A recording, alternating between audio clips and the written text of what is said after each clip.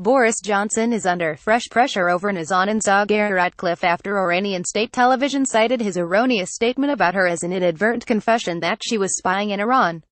Iran's national television IRIB, whose programs of such nature are sanctioned by senior officials, remained defiant of efforts by the UK Foreign Secretary to rectify his mistake about a British-Iranian woman serving a 5-year jail term. Last week, Johnson gave a misleading statement to a parliamentary committee that Zaghari-Ratcliffe had been simply teaching people journalism, prompting fears that it would be used to justify her sentence for spying. Her family say she was in Iran on holiday. Johnson has since reluctantly apologized and admitted he could have been clearer on the matter, but the IRIB program said he had failed to make up for his error with the judicial authorities in Iran. He held a phone conversation with his Iranian counterpart, Mohammad Javad Zarif, earlier this week. However, the Iranian government can do little as the conservative-dominated judiciary acts independently from it.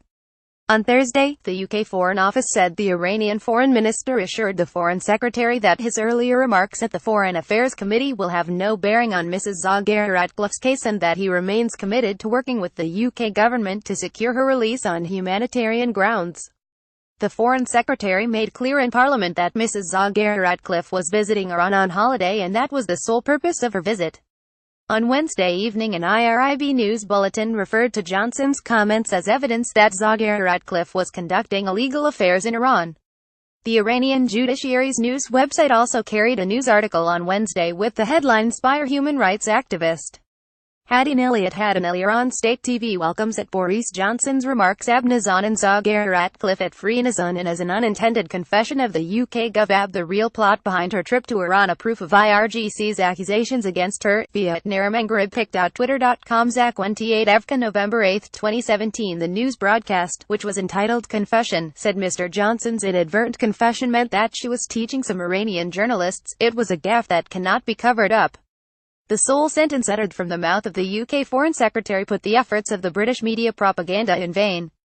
Zaghari-Ratcliffe was arrested in April last year when she and her young daughter, Gabriella, were about to return to the UK from Iran after what husband has said was a family visit.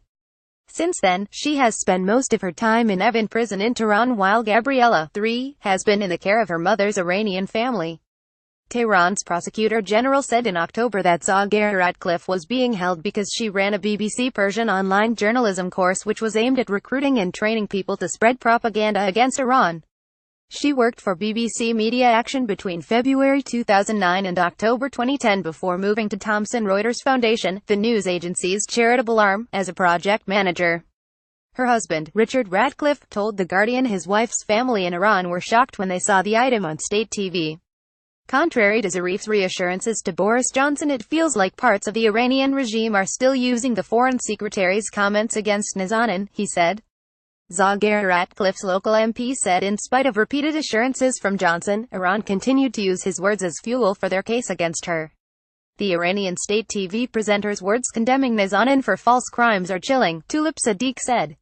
I have repeatedly raised the importance of details and words with Boris Johnson, who seems unwilling or unable to deal with a case of this importance. The Labour MP added the country has put up with blunder after blunder from Boris Johnson over the years, but the joke has stopped. His is supposed to be the country's top diplomat, but is instead a laughingstock. His role is to protect British citizens abroad, and he has failed in the gravest way. This is about a young mother's life, and he must now resign.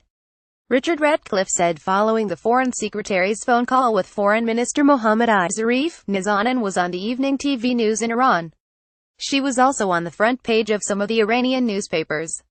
They repeated the earlier mistakes, quoting the Foreign Secretary as saying she was in fact working in Iran, but also noted that Foreign Minister Zarif had called the judiciary to ask for Nazanin's release. It remains important that the British Embassy issues a statement in Farsi to the media in Iran to put an end to these official distortions. But the new focus on Nazanin's injustice is a good thing. For too long her story has been kept in the shadows. For too long this has been allowed to fester. The good thing about this past week is that maybe she will fester no more. The IRIB program dismissed the UK media coverage of her case as propaganda, adding Mr. Johnson's statement annulled all the claims in the past year made by British media who said that she was only visiting Iran for humanitarian reasons.